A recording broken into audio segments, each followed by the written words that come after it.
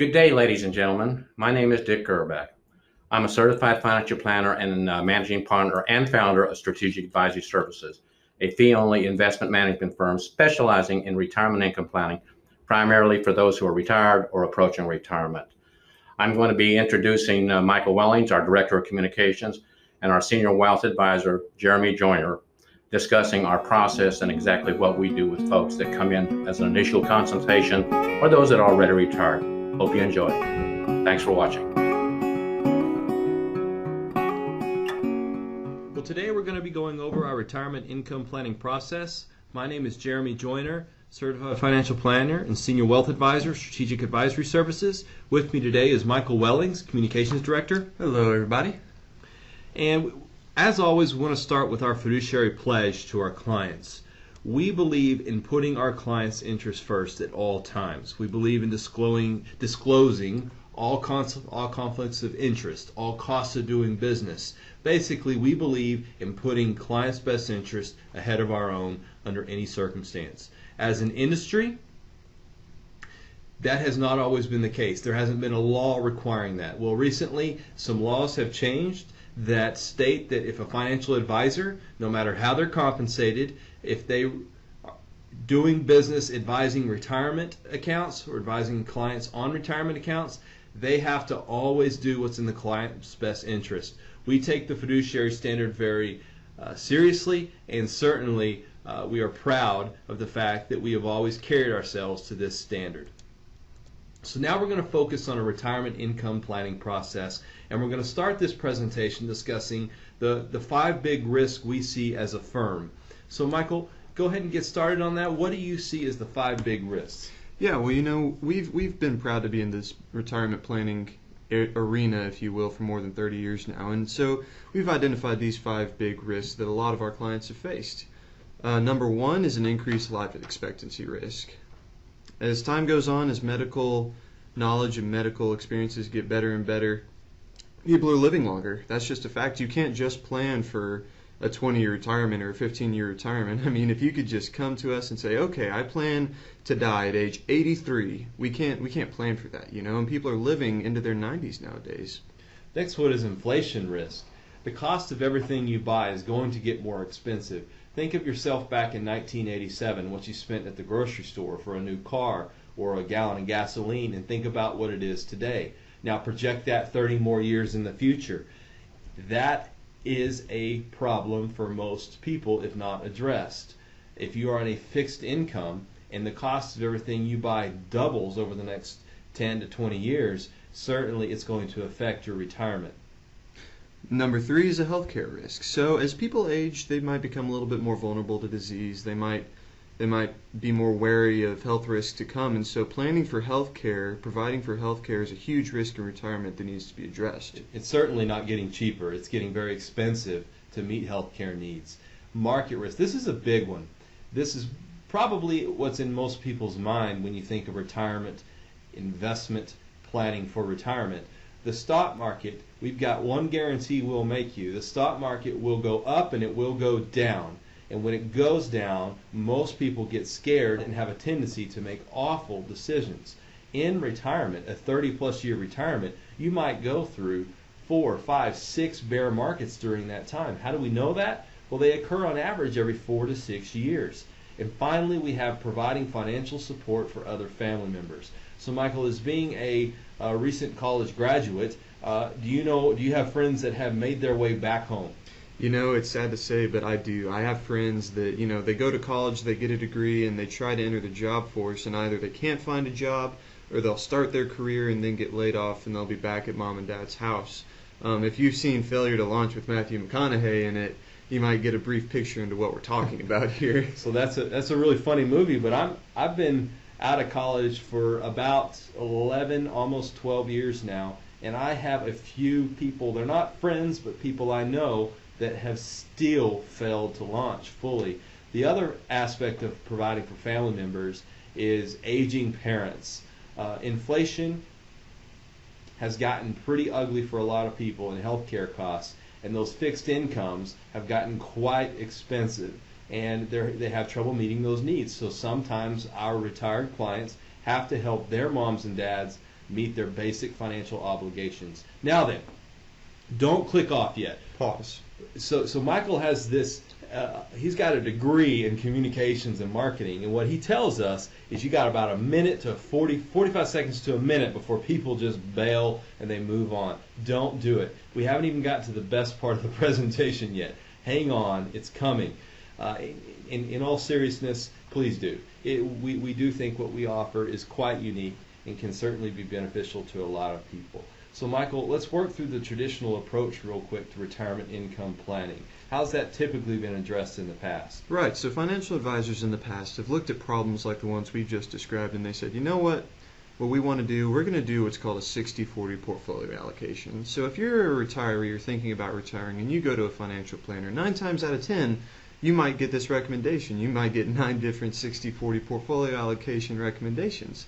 So what is that? Well, it's where a financial advisor will take your assets and they'll split them up and they'll say, okay, we're going to take 60% of your assets and we're going to put them into stocks so they can grow. The remaining 40% is going to be placed in fixed income instruments, which are, bonds, cash equivalents. And these are designed to provide a little bit of stability in your retirement. And you'd like to think that the industry came up with this 60-40 out of education and research and just sheer academic knowledge. The fact is it didn't. Here's how it came about. We know that stocks over time have grown historically. I think we can all agree they have grown historically. That doesn't mean any guarantees for the future, but we know they have. But for a retiree to have their money in 100% stock seems crazy. So if you had a portfolio and your advisor said you should have an all-stock 100% equity portfolio, most future retirees or near retirement or retired people will say, no, that's way too aggressive. On the flip side, they'll follow that up with, I don't want any risk. I can't lose any money in this deal. If I lose money, that means I got to go back to work. So that would be an all fixed income portfolio. So you know what the industry did? The industry said, well, if you can't be all stock and you can't be all fixed income, we're just going to stick it in the middle. 50-50, 60-40, 60% stock, 40% fixed income. The idea is you can take out 4 to 4.5% of that account out each year. So if you've got $1 million, that's $40,000 to $45,000 out each year. Increase that with an inflation rate, and you should be fine. What's the rationale? Well, if that 60% stock portfolio returns 7%, and you only take out 4.5%, it grows by 3%. You're good. Nothing to worry about. But Michael, do we get the same return every single year on an investment? Absolutely not. And so the keywords that I want you to look at right now are long term. So if you have a 30-year retirement picture, and over those 30 years, the average return rate is 6-7%, that's one thing. But if you were to take a look at, say, 5 consecutive years where your return was -2%, -3%, you're eating that negative return every year. Industry lingo, that's called sequence of returns. And the fact is, the sequence of investment returns, when you take that traditional approach, matters a lot when in terms of your ultimate success in retirement. So can you afford to ride out a bear market? If you get unlucky, let's say you retired October 2007, you're all excited, everything looks good. The next 18 months of your life might have been the most stressful you've ever been through because the market went down 57%. So if you're in a 60% stock portfolio, your portfolio might have gone down 30% in a matter of 18 months. And I imagine you're asking yourself, did I make the worst decision ever? And the answer is, if you have time to ride out that bear market, no. Because we do know it just takes time. But what if you don't? What if you're taking income and you're selling shares of stock as that market is going down? The next issue is inflation. Can it handle inflation over the long term? Inflation is an easy problem to solve if returns are linear. If we know we're going to get 7% every single year and inflation averages 3%, well, we're good. But again, sequence of returns matters. We don't know that. The other one is, what if disaster strikes? Michael, do we have something that happened somewhere around August, September this year that might have shocked some people? Oh yeah, everybody around Houston, everybody in Texas, I'm sure, remembers Hurricane Harvey. So I think the stat was something crazy, like 80% of people didn't have flood insurance. And if you're one of those people whose homes got flooded and you didn't have insurance, well, you're in for a rough ride in the future. But discounting Hurricane Harvey, or not discounting it, but what we like to think of is do you have a situation where if something were to happen, you'd have a backup plan? What if? What if X happens? What if Y happens? What if I'm 75 and I get cancer? Nobody's ever walked in this office, ever, in the decade that I've been doing this, that said, I'm going to get cancer when I'm 75. That obviously does not happen. But in life, it does happen. We all know it does. Can your retirement income plan handle the what if? And finally, the famous one, long-term care. We all know that the cost of nursing care, assisted living, can be quite expensive. Yes, you in some cases are able to insure that risk, but not all cases. So we need to have that conversation. Does your portfolio need to pay for your long-term care, or can you insure the risk, or do you have another way of approaching it? Those conversations have got to happen, and a 60-40 doesn't solve it.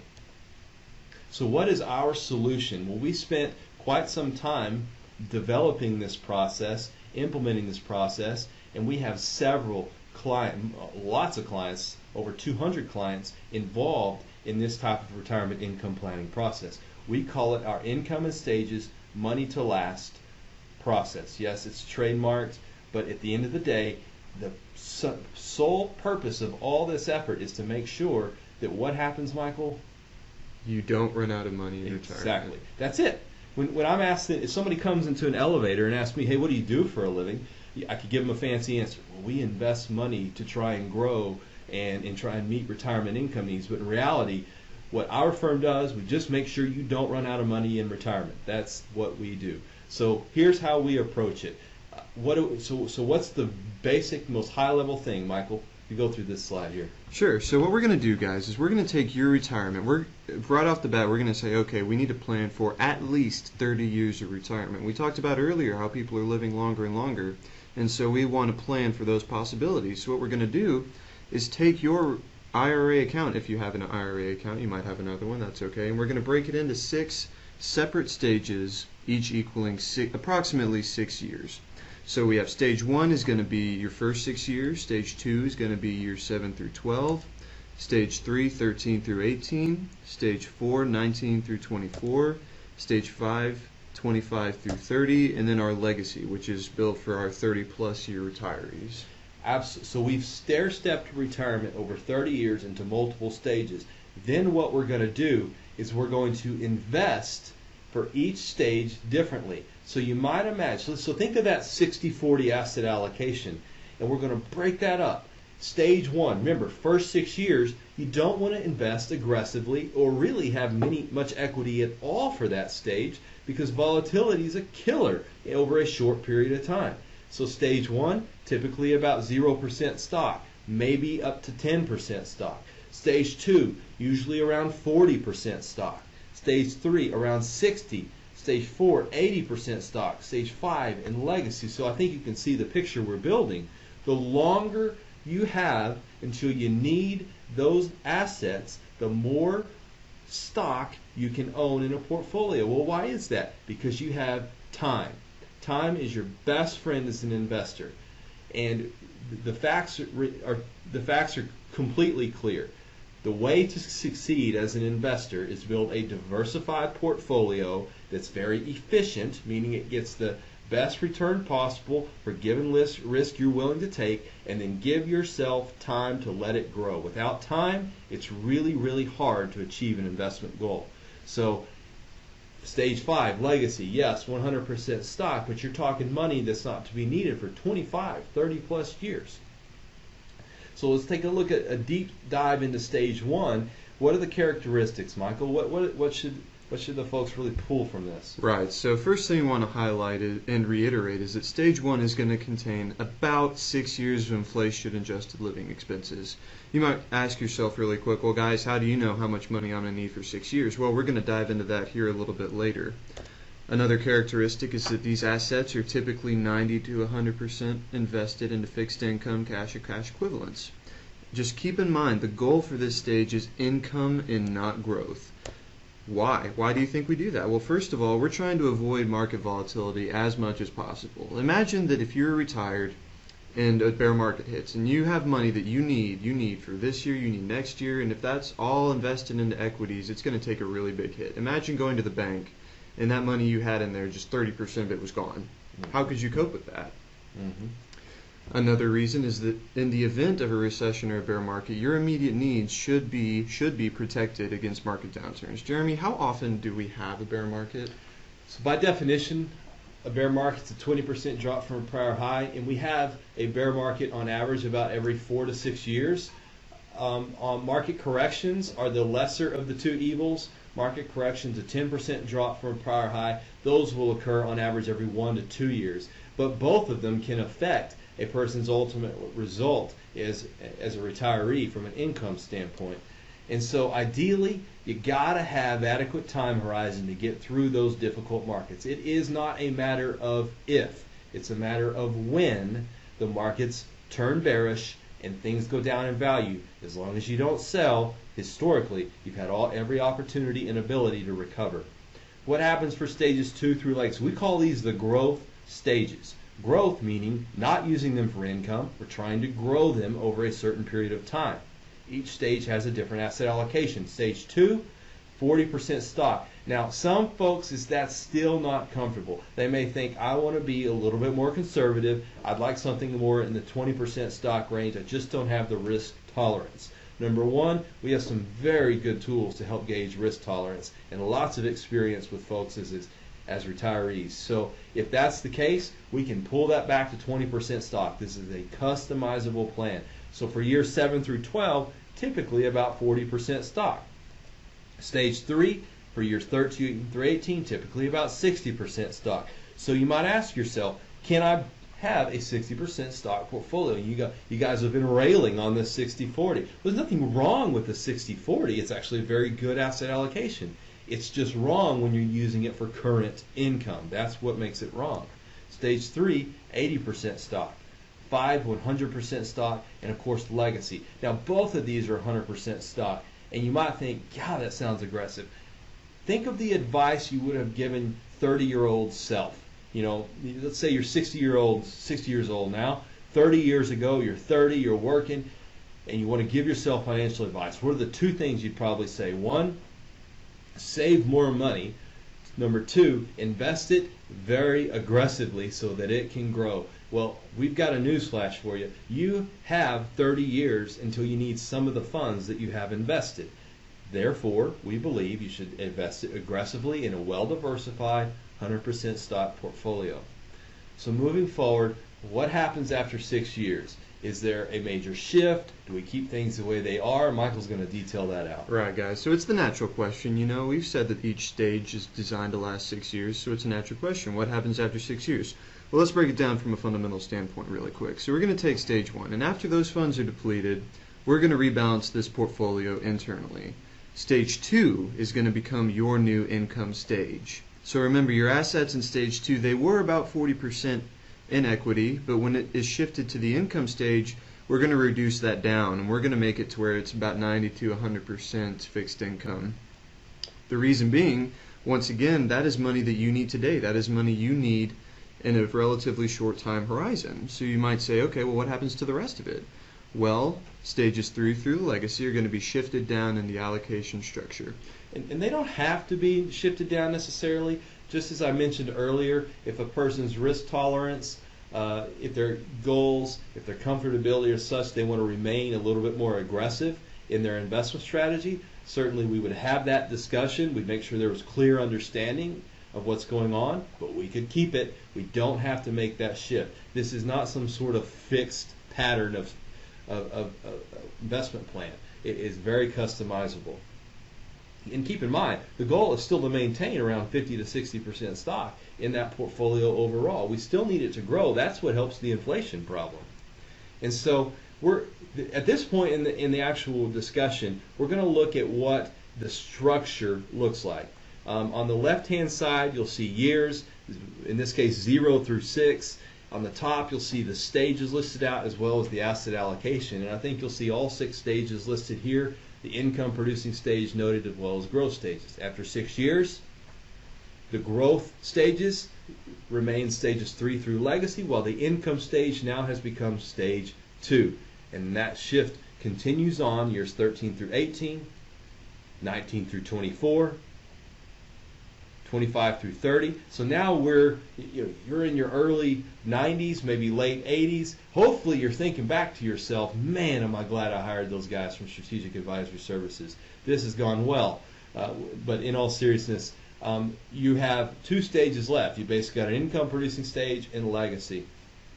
Now, we want to be a little bit more clear on legacy. Michael, does everybody want to leave everything they start with to their kids? Well, not necessarily. Right. Not necessarily. That's not exactly what we're referring to. Legacy is the what if. What if my home gets 3 feet of water? What if my kids move back in and my incomes need changed?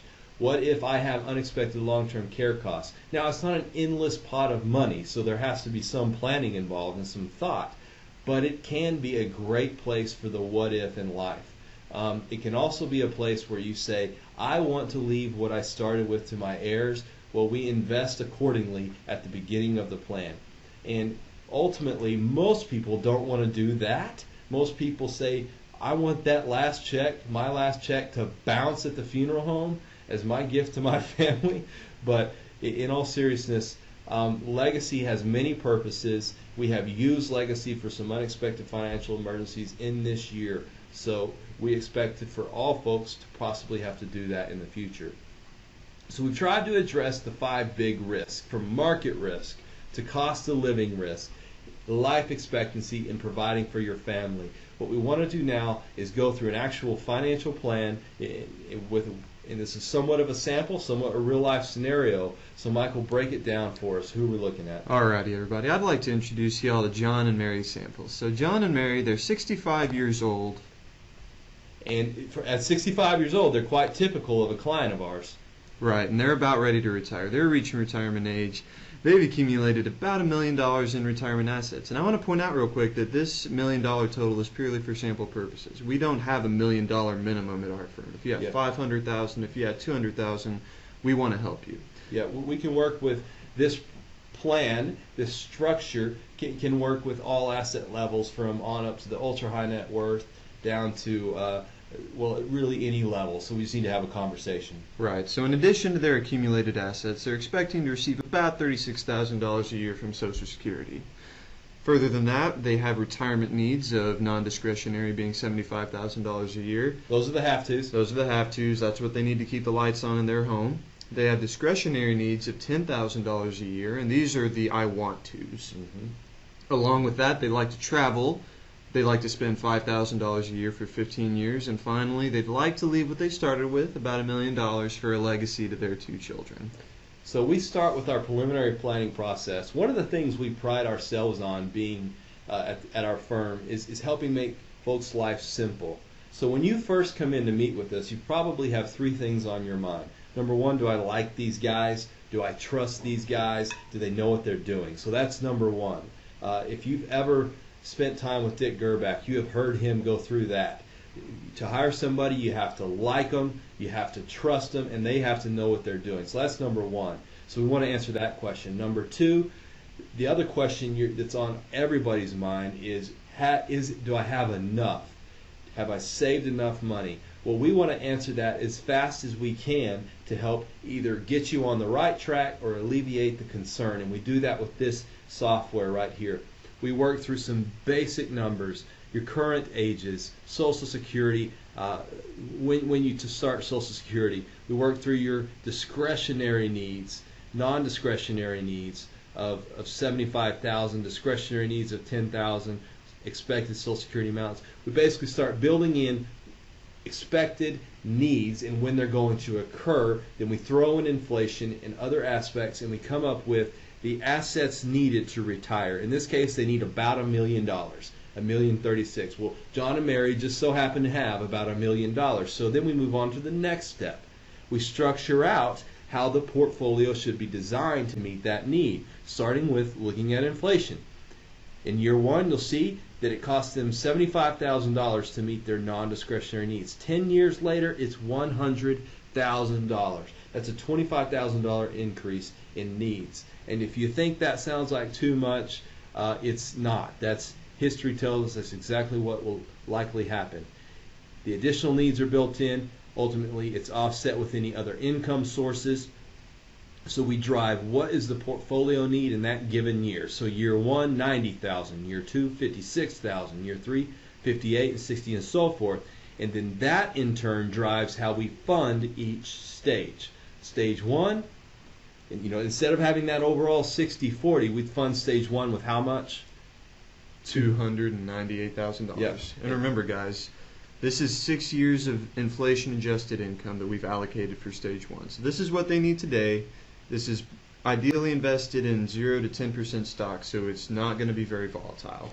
Then we build in stage 2, $238,000. So that is looking at years 6 through 12 of their income needs, and 3, and then 4, 5, and then legacy. All this is basically predicated and structured upon that software, and then we want to take this sort of preliminary structure and plan, and then we want to basically, so again, the overall asset allocation, we want to maintain around 50 to 60% stock. But then in turn, we want to stress test this plan. This is so important for what we're trying to do. We know that we will not get 6, 7, 8% return every single year on a portfolio. Isn't going to happen. What we do know, though, is markets will be volatile, and you will have good times and bad times. We have a way using technology of stress testing that of John and Mary's plan, running it against 1,000 different stock market simulations to come up with a probability of succeeding. So in this case, they have an 84% probability of success, which means 840 of the 1,000 scenarios will be successful. Now, Michael, do all financial plans, does a financial life always work out the way you envision it? No, it does not. Life happens. It rarely does. No. I mean, I can't tell you the kinds of situations we run into. So what we will also do as time goes on, as we're monitoring this, as we're meeting together, we'll work with different techniques on the left-hand side to deal with the what if. Well, what if my living expenses are $5,000 more a year than I thought? How does that affect my probability of success? Well, if it produces a result that's low, we got to get back to the drawing board and figure some stuff out. Or what if I need to purchase a home near my grandchildren who I thought would live in Houston but instead live in North Carolina? How does that affect my chances of success? So, in conclusion, we have built out a structure for developing and producing retirement income that we think is unique and we can say has been successful over the last decade. Michael, what are some resources available to those that want more, want to know more, or maybe just reach out to us? Right. Well, guys, we hope that we kind of whetted your appetite for retirement. And if you're about to enter retirement, we hope we revealed some things that you should be looking out for on the horizon. In the meantime, if you care to, visit our website, www.askstrategigadvisory.com. It's a place where we have a blog where we discuss various financial topics. We have a weekend review video every Friday talking about the week's events and any relevant topics that we can think of. Additionally, there is a sidebar on our website where you can ask a question. So if you have a burning question just about retirement or finance in general, please feel free to type it out and it'll ping right in our inboxes and we'll respond to you as soon as we can. Or just use the old-fashioned method. Give us a call. We'd love to talk with you. Thank you for your attention today. Michael and I both very much appreciate it. Look forward to hearing from you soon.